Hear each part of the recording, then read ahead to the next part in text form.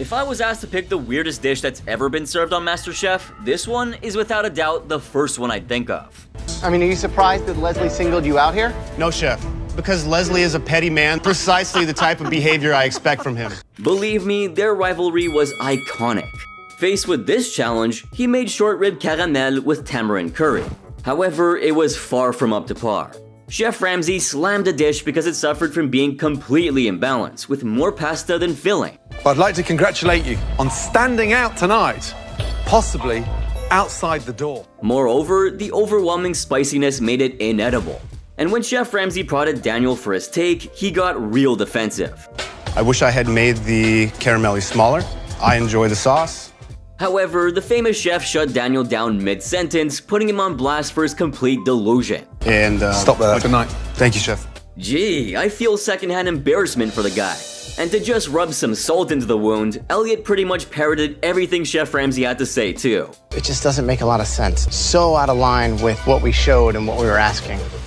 But then came Joe, being Italian is my entire personality bastinage. Looks more like a steamed dumpling in a Chinese restaurant. Noted. Pardon my French, but what the fuck?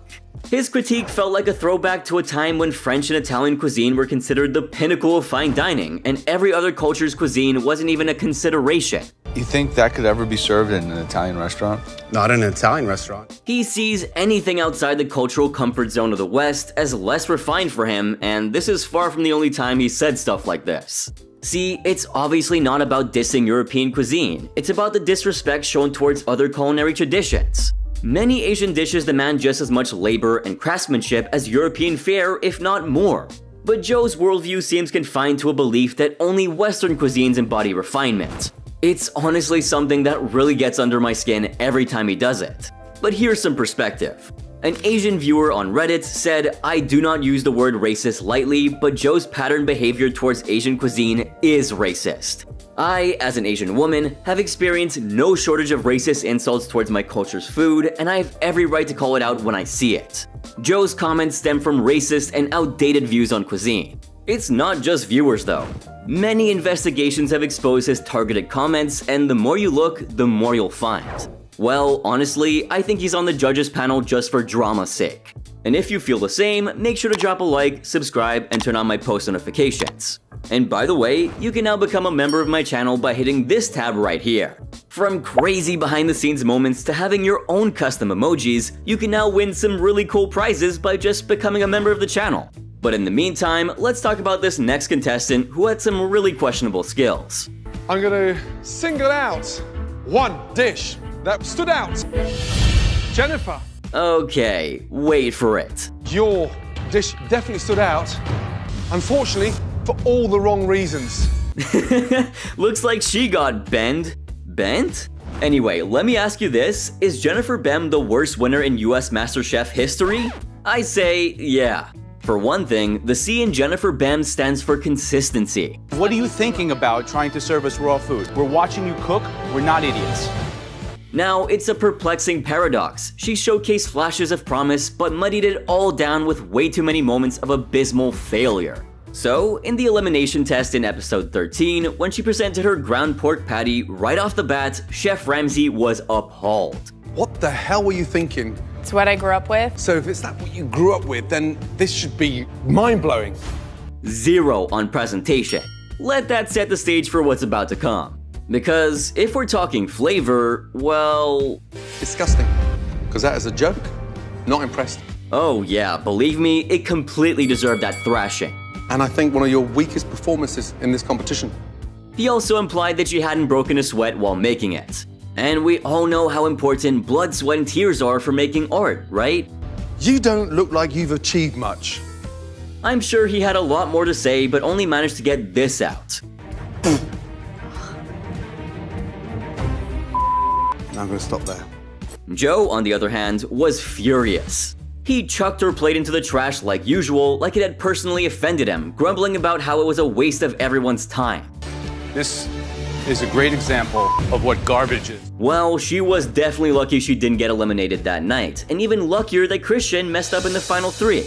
Another standout dish from the season is Trump's biggest fan, Max Kramer. The steaming pile of crêpe and mascarpone layer cake he made resulted in one of the most iconic lines in the history of the show. It's like I've just gone to the doctors for a skin graft on my butt. Yeah. And stuck it in caramel. Dude is the wordsmith of the century.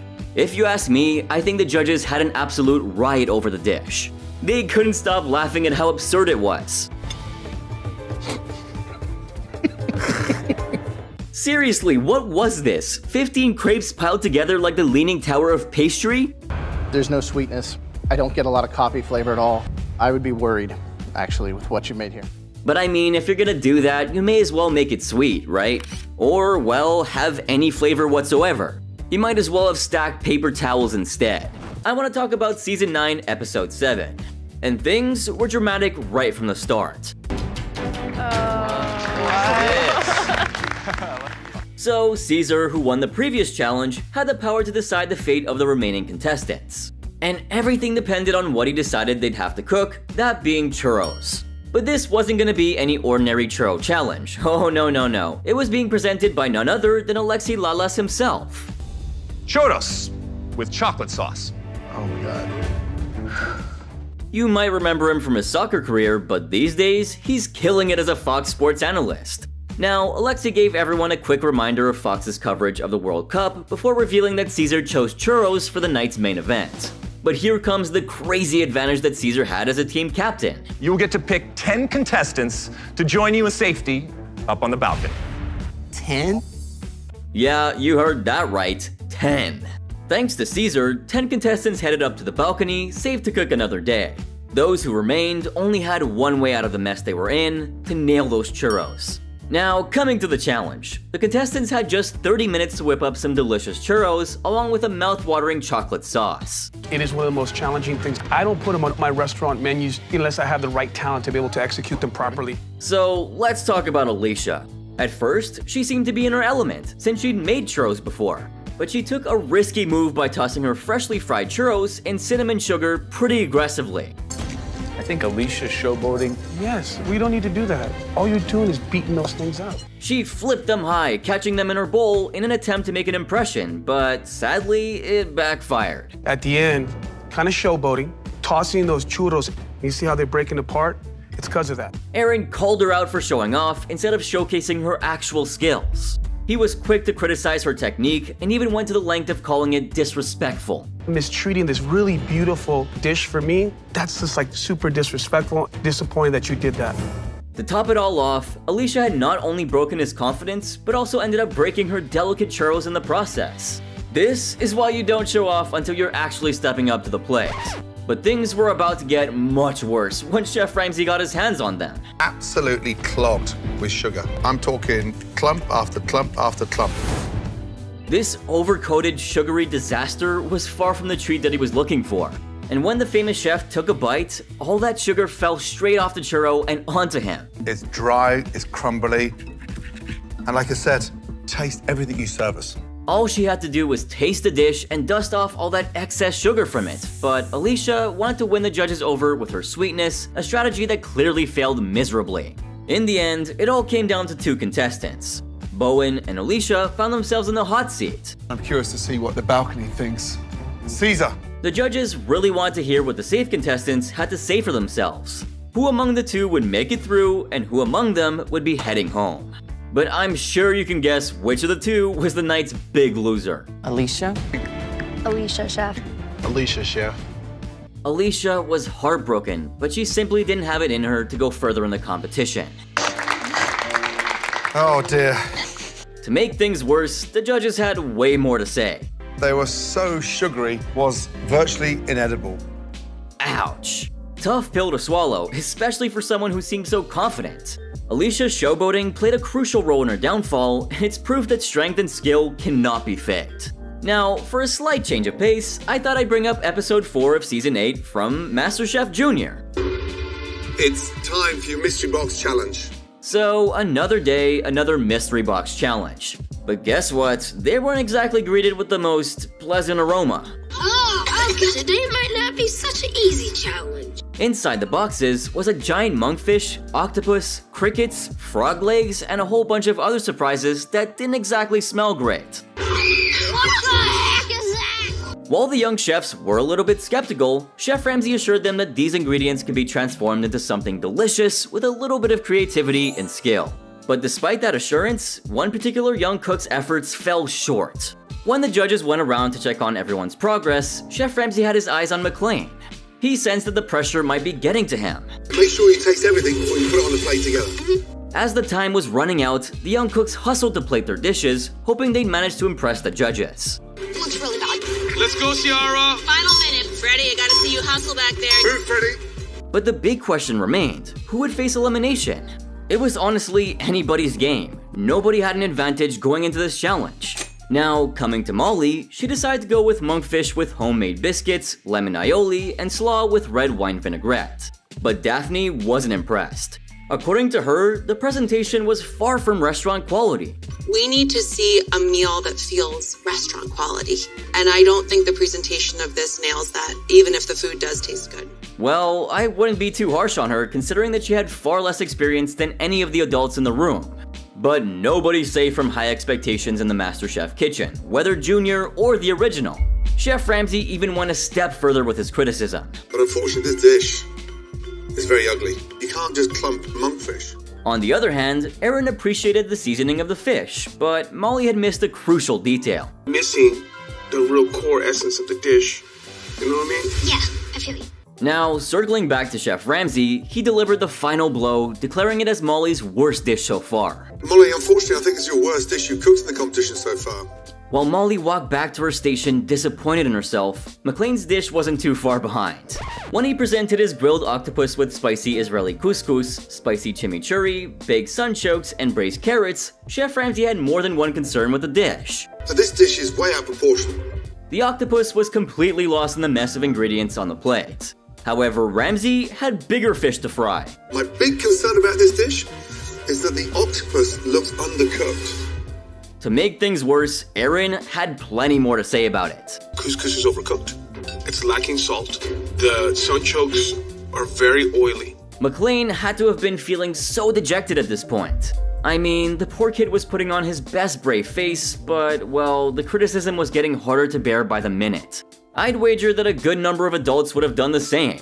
Thankfully, Chef Ramsay kept his feedback short and succinct, at least, and McCain was asked to head back to his station. So, there were two dishes that had too many elements which failed to come together, but one of them would get the boot. Young man, I'm so sorry. Can you three say goodbye to McLean, please, and head back to your stations? Thank you. Yup, it was McLean. But Chef Ramsay wasn't about to let him go without a few words of encouragement. You've been amazing in this competition.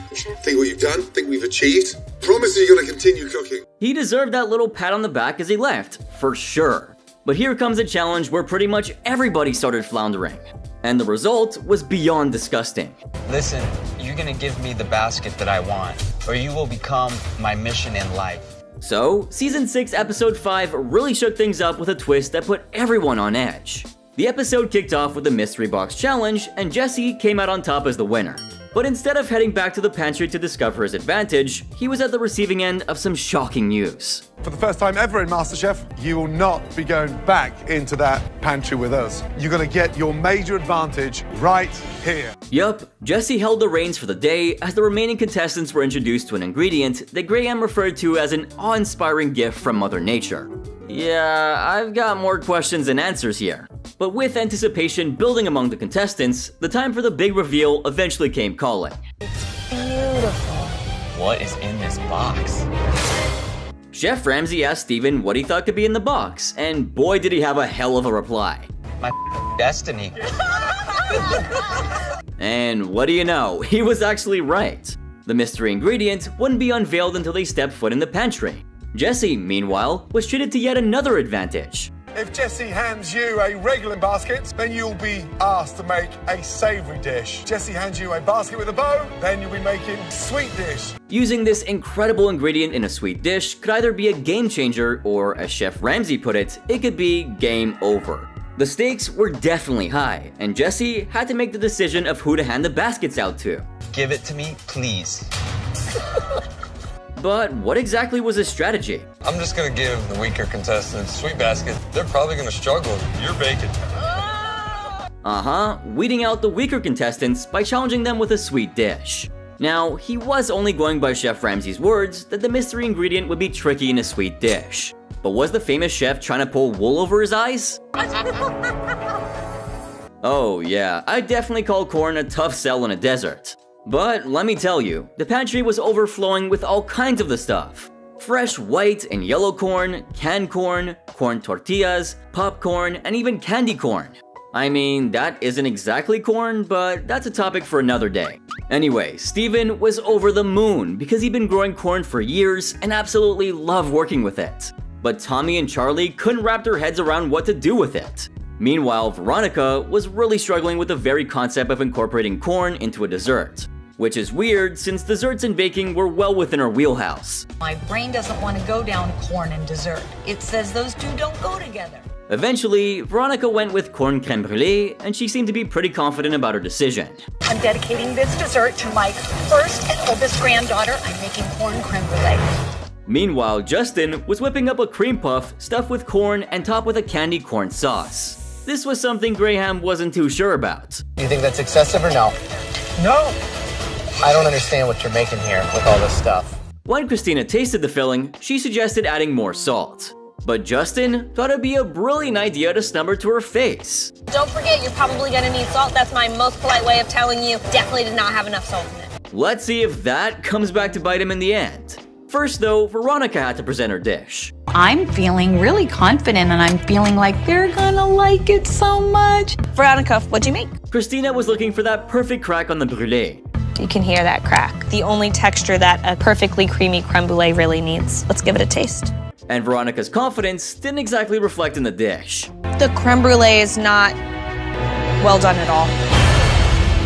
Too much fat and cooked too high too quickly. It was a major technique fail, and Christina wasn't impressed. Caramel on top of the creme brulee. That for me definitely succeeded in, but corn challenge, it's not a caramelized sugar. Next up, it was Justin's turn to present his profiteroles filled with sweet cream corn and topped with candy corn caramel. And Chef Ramsay stepped up to deliver his judgment. Choux pastry's undercooked because it's got a sort of wet, almost like a wet cornflake inside.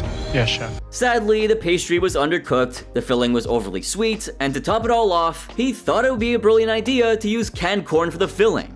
Like, we've had this discussion about canned food a million times before, but these guys just never learn. And Chef Ramsay was about as upset as you'd expect him to be. You don't think that the best flavor would have come from a fresh corn? Likely. But there was one other contestant with an equally disappointing offering.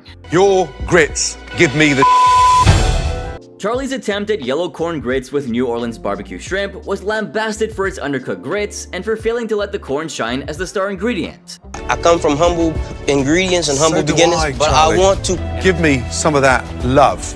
I don't want to taste it. After some serious deliberation, the judges had finally arrived at their decision. 3 chefs had made it to the bottom of the list. Now, try not to go and gasp when you hear their names. Yeah, everybody expected that one. Charlie was the first one to be saved, leaving Veronica and Justin, the oldest and the youngest contestants of that season, fighting for that last spot. But the decision was made. Justin, your time is done. Tough break for Justin, but the show must go on. But this next contestant decided to pay entirely no mind to Chef Ramsay's warning. Take a wild guess what happened next. You've gone backwards. So in episode 5 of season 2, Christian Collins, Susie Singh, and Jenny Kelly scored the top 3 best dishes. The final dish chosen was Jenny's masterpiece, savory salmon tart with caramelized fennel and shaved asparagus. The judges, including Joe, were throwing some good words her way. The creamy ricotta underneath gives it that nice moist mouthfeel. An uncommon Joe W right there. But really, who wouldn't be impressed about making something out of nothing, right? Anyway, after the judges deliberated, they declared Christian the winner of the challenge. Now, here's the kicker.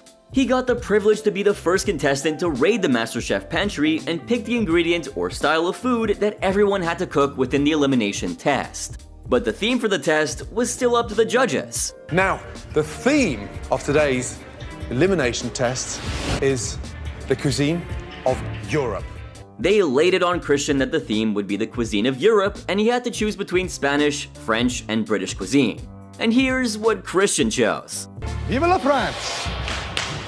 But then Chef Ramsay dropped some really good news for our guy here. You don't have to cook anything. You are safe from elimination. All he had to do now was watch the others sweat it out in the kitchen. Now, for the rest of the crew, it was crunch time. They had just 1 hour to flex their skills or risk getting the boot from MasterChef. While absolutely everyone was feeling the heat, let's focus in on Jenny. Do you have any heavy cream I can borrow? This is all. I'll take that. Thank you! Remember her from the mystery box top 3? Yeah, she was hoping to repeat her success. And this is where things got interesting. Now, Jenny decided on a trio of soups: cream of mushroom, French onion, and zucchini. But here's the thing, Chef Ramsay was getting real worried. Why would you do 3 soups and not just one stunning soup? When I've been to Paris, I love to go to bistros and see what the soup of the day is, and these are 3 of my favorites. Right. I mean, makes sense, right? Why serve 3 decent soups when you can nail 1? But did Jenny exactly heed his advice? Nope, she went full steam ahead with her triple soup extravaganza. Now, how do you think that turned out? Was it a genius idea or a disaster? Well, you do know what the title of this video is, so let's see what Chef Ramsay has to say, I guess. The onions aren't cooked properly. And also, you know, when you caramelize those onions, you finish them off with some mustard in there first, so it really brings the heat up. Next in line was Joe, and at first, his reaction seemed pretty decent. But then the plot thickened, and his comments took a strange turn, bordering on disrespectful. These really are not even soups, quite frankly. These are like purees. These are like baby food. I mean, calling it baby food? Seriously? Poor Jenny must have felt like she hit rock bottom there. Jenny came this close to being eliminated, but thanks to her incredible performance in the Mystery Box Challenge, she managed to hold on to a little good faith. Just enough to keep her going for a little while longer. But here comes an instance where a dream team tore into each other, becoming each other's nightmares. Well, let me break it down for you. So, in the 10th episode of Season 9, the top 15 home chefs were paired for a new challenge. And guess what? You can choose your own partners. But of course, there was a twist. As it turns out, they could actually choose their partners. With chicken, carrots, onion, bacon, and cornmeal on the menu, they had just 45 minutes to whip up a dish. Plus, they could raid a fully stocked pantry for extra ingredients. Now, Ashley Mincy and Taylor Waltman ended up together, and they were pretty hyped up about it. I know that having her as a partner is going to be stellar. They brainstormed and nailed down exactly what they were gonna make with the ingredients. But this is where Chef Ramsay got really worried. I think personally, they're too friendly. They might not want to say that tough thing to one another. Or correct one another. Exactly. That's what I'm worried about. You see, being friends can actually be a challenge. The famous chef figured they might not call each other out on their mistakes. But hey, it is a competition, so let's see how long that friendship would hold up. So what happened is, sometime later when Chef Ramsay checked on Ashley and Taylor, he straight up hated their dish. Why are you doing things, testing them, they've never tasted before? He called it ridiculous and couldn't even help wondering if Ashley was even thinking. And what was her comeback? Check this out. Is it for visual or is it for flavor? I've never done it before, Chef. I wanted to taste it first. Seriously, in a competition? Chef Ramsay had to set her straight. But that's when something caught Chef Ramsay's eye that left him beyond shocked. Who molded this? Both Ashley and Taylor were frozen. Finally, Ashley owned up to it, admitting that it was her fault. But that definitely wasn't enough to relieve Chef Ramsay's worries. I twisted it out of the joint. Do you know how to break down a chicken? Yes, Chef. He went off on them, and the tension escalated very quickly. I've seen better performances than Junior MasterChef with 8-year-olds. Okay, now let's fast forward to the judgment time. Ashley and I were definitely not on the same page, and it is completely coming through on this plate. Ashley and Taylor had dished up something fancy sounding: pan-seared chicken, sauteed carrots and bacon, and cornbread cake. And Chef Ramsay didn't pull any punches. Why puree baby carrots? You could eat them freaking raw. He straight up called them dysfunctional and messy. Watching both of you work is like chewing gum with a mouthful of nuts. And just like that, the blame game kicked off. They started arguing instead of owning up to their mistakes. At this point, Chef Ramsay was over and done with their nonsense. Two smart, talented girls, and look at the result. Now here comes the big question: did their dish taste good at all? Well, let's ask Chef Ramsay himself. The cornbread is dry, it's crumbly, and out of all those carrots, that's what I've got. And they're bitter. But in spite of it all, the blame game was still going strong. I started to cut it, and then Ashley was like, don't cut it that way, so she cut right into it. Oh my Lord. Long story short, they were both mega embarrassed for letting Chef Ramsay down. As for the famous chef, well, he didn't take it well either. But right now, with these two guys standing behind me like that, I look the biggest idiot in this kitchen. Now, let's dive into the juicy drama Season 1, Episode 11 Served Up, where a surprise nobody saw coming dropped. So, in this episode, things went south for one home cook in particular. Everyone was so pumped up to dig into some delicious creations when Whitney decided to throw a curveball. She confidently served up a pan-seared sculpin with a little something extra. Curious about the twist? Drum roll, please! I actually used the tomatoes out of the can. Yeah, so Whitney spilled the beans, or should I say, the canned tomatoes. You could practically see the excitement draining off of their faces when that little revelation dropped. To make matters worse, none of them were even interested in tasting the dish anymore. And Whitney totally picked up on that vibe. Thank you. Well, you gotta hand it to her. Whether it was a bold move out of ignorance or just plain insanity, Whitney shook things up with those canned tomatoes. So, even though Ramsay gave the stink eye to canned stuff, Whitney threw caution to the wind and went for it. The critics, though, they were far from impressed. And it didn't start and stop at the tomatoes. The whole dish felt off. The garlic is overpowering. I can't really taste the fish because there's so much garlic in my mouth. Now, brace yourselves. Despite the critics giving her a reality check, Whitney was grinning ear to ear about what she had plated. But seriously, did she even taste it before loading it up with garlic and salt? Okay, now time to unveil the scores. To face the pressure test with a score of 5 out of 12, that person is Whitney. She barely scraped together 5 points. Yep, that's it. Looking back, the critics were almost too kind. I almost thought Chef Ramsay would kick her out right then and there. But that does not mean he let her off easy. He straight up called Whitney out on her decision. Why tell the harshest critics anywhere in the world today that you're serving them canned tomatoes? But Whitney, she just stood there poker-faced. It was like trying to decode if she was handling it like a champ or if there was a whole storm brewing inside her head. Did she forget she was in the big leagues? Sure, she was upset, but even with Chef Ramsay breaking it down for her, it seemed like she missed the memo on what the actual problem was. But anyway, no, I'm just gonna fight back because tomorrow I'm not going home. However, there was still a silver lining. Whitney gained some overnight fans. Instead of wallowing in self-pity, she got back on her feet and kept going. If that isn't admirable, I don't know what is. But this next contestant made an unexpected mistake that got her disqualified. At just 21 years old in MasterChef Season 7, Andrea Gallen brought a burst of energy as the youngest contestant in the room. Despite her fiery personality wreaking havoc more than a few times, Andrea proved herself by winning multiple challenges, setting high expectations.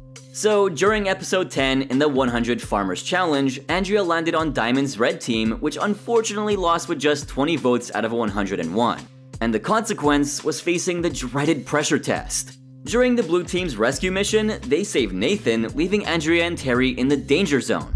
And this was the reason why they didn't save Andrea. Andrea's going to go in and kill whatever we're doing right here. She's going to be in the top 10 regardless. Confident in their abilities, the blue team believed that Andrea and Terry would secure spots in the top 10. However, after Nathan was saved, Andrea looked super annoyed. The blue team is only saving Nathan because they know he's a weaker chef and that they can get him out later. In the heat of the sausage challenge, Christina laid down the law. You'll all have to grind and case your own sausage.